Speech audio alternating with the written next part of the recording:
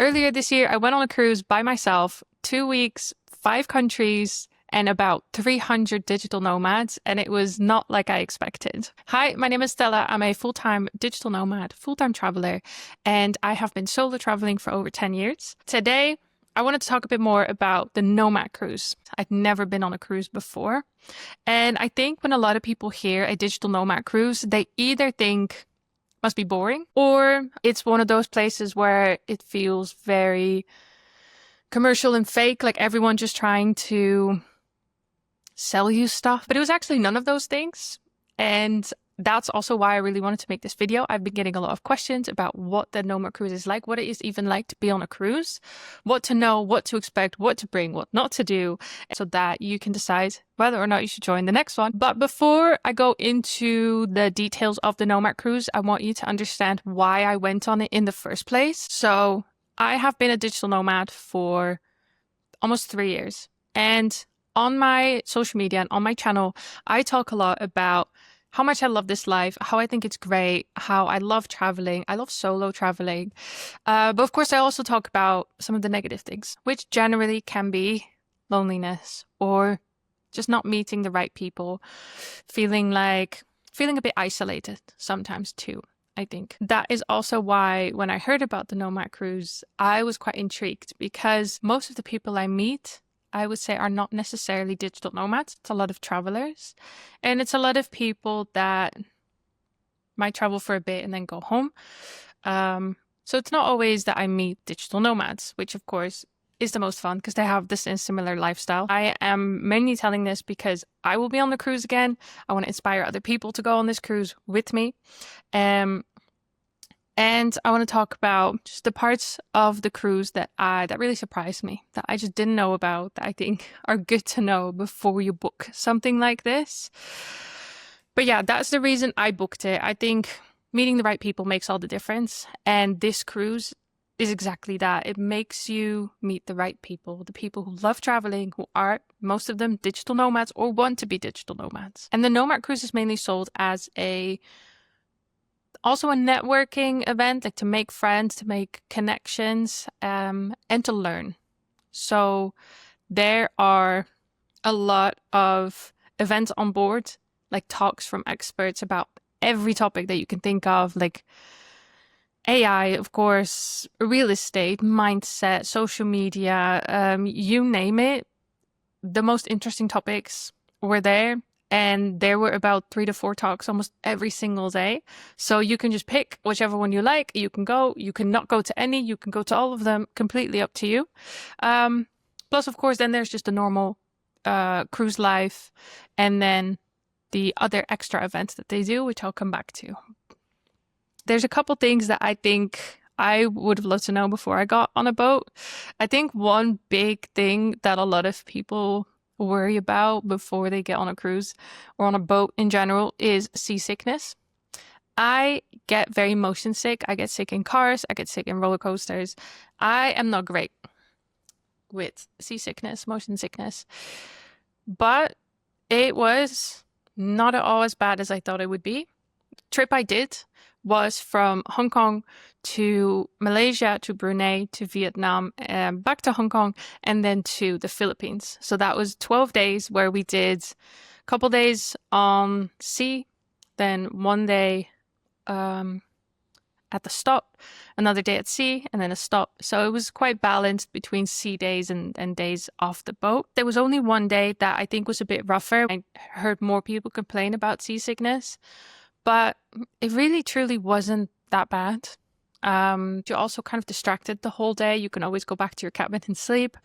It was not as bad as I thought. The second thing that I want to talk about is the Wi-Fi. Of course, there's Wi-Fi on board so that you can still work, but is it a great connection? No. I think that this Nomad Cruise, it is first and foremost a networking and learning experience. And yes, you can work on board. And yes, a lot of people did, me included. But don't expect incredibly fast Wi-Fi. If I were you, which is also what I did, I made sure I had no calls while I was on the cruise. And I do recommend that because I heard some other people that said, oh, I was connected and my call kept cutting. it's not worth it. See that cruise as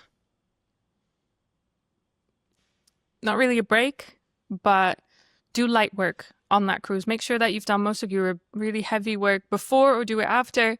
Make sure you don't have client calls during that time, and then you'll be completely fine. Then the Nomad Cruise, like I said, has their own events, which are really fun.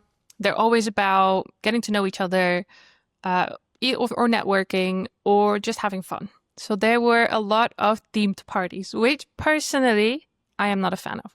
Very sorry to say that. I don't like them. So did I participate? Not so much. I just showed up in my normal clothes, had a drink, went to my cabin. But I know a lot of people do enjoy it. So I highly recommend to check if you're going to go, check the theme parties, check what the themes are, and bring outfits. People go very, very wild with their outfits, which I love. Great to see. Couldn't be me. Great to see. So if that's you, if you like it, keep that in mind. They're theme parties, which I think is amazing. And then a booking tip. Yes, you spend a lot of time walking around the boat. No, you do not spend a lot of time in your cabin, but I still highly recommend to book a room with a window. My room last time had a window. I also went to a room of a friend who did not have a window, and it does feel a little bit more claustrophobic. I personally love to be able to wake up and have some sunlight. So for me, that window is worth the extra money. There's also the cabins that have a balcony. Absolutely stunning. If you can afford to go for it, but is it really necessary? No. I think if you have a window, you're good. Once you've booked, you get a lot of info. And I will say the way the Nomad Cruise is organized, it is very, very good. They've clearly been doing this for years, so they know what they're doing. Everything was very clear, very well done, well set up. Before you even go on that boat, there are events from the place where the boat starts. So mine started in Hong Kong. The 3 days before, there were already events almost every day. Like there was a yacht you can join, there was drinks at a bar, there was a tour, there was a bunch of things to already meet some people before you even go on the boat, which I thought was amazing. And then the day before, there was a sign-up session where you could go get your lanyards, get some merch, and again, meet some people, which I thought was great. And then they explained also everything over email. There's a whole Notion page. There's so much info. It's all very, very clear. You know, there's no need to be stressed about this. So you already know some people before you even get on the boat, which I think is amazing. And then the day to go on the boat is usually, I think, a bit stressful. At least my experience in Hong Kong was a bit messy. I don't know if it was just poorly organized by the cruise line itself, but it was a long wait. But I did hear from other people who had been on previous Nomad cruises that it was a lot more smooth. And then the first day on that boat, I think is interesting. There is an introduction from the Nomad Cruise. There's a welcome. They explain everything. There's also a safety drill from the cruise that you have to do. Just know that there's going to be a safety briefing on the first day from the cruise. You know, where the lifeboats are, what to do in case of emergency, all that good stuff. But yeah, then you're on the boat and you start sailing. It is like any cruise, relaxing, I would say. Everything's kind of taken care of. You have your dinner, your lunch, and your breakfast. There's set times for everything. The food, I think, was good, basic, but they had everything you needed. Plus, they had a vegetarian and a vegan menu, and I think most cruise lines would have that, but always good to check in case you need that. And that is kind of then also the rhythm that you have. You know, you have your breakfast, you do a talk or an event, you then go for lunch, you either work or go to another event, and you have dinner, and then afterwards it's just relaxing or a party. Not to mention, every meal that you have, you just sit at a table and you'll meet someone. You'll meet a new person, at least one, every meal that you have. And there's 200 to 300 digital nomads on board. I can tell you in the 12 days I spent on that boat, I did not talk to everyone. Not by far. I even last month met someone here in Bangkok, where I am now, and he was wearing the t-shirt of the Nomad Cruise. And I said, hey, when were you on the Nomad Cruise? And he said, oh, back in February. And I was like, I was on that cruise too. We never spoke. So somehow, despite meeting so many people, spending 12 days on board, you still do not meet everyone. It's amazing to make friends, to network, to learn. That's what the experience is about, and I really love that part. Now, the things I didn't like, because I think that's good to talk about too. The one thing I really struggled with, at least the first couple days, was feeling a bit stuck on this boat. You couldn't go, you couldn't get out, you're just kind of stuck.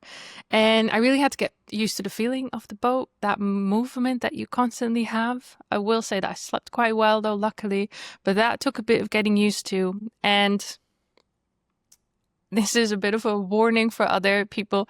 I think I am more of an introvert.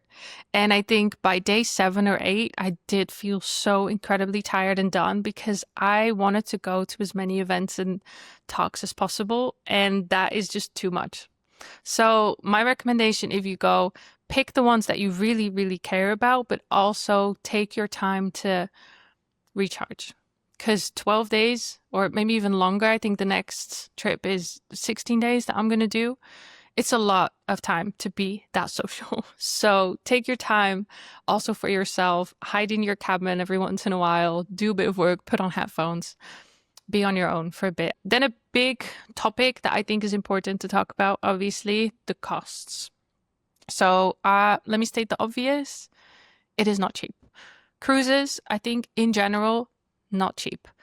Of course, any Nomad cruise, depending on the region and depending on the stops and the cruise line, it will cost a couple €1,000. And I know that that is a lot of money. And I understand that.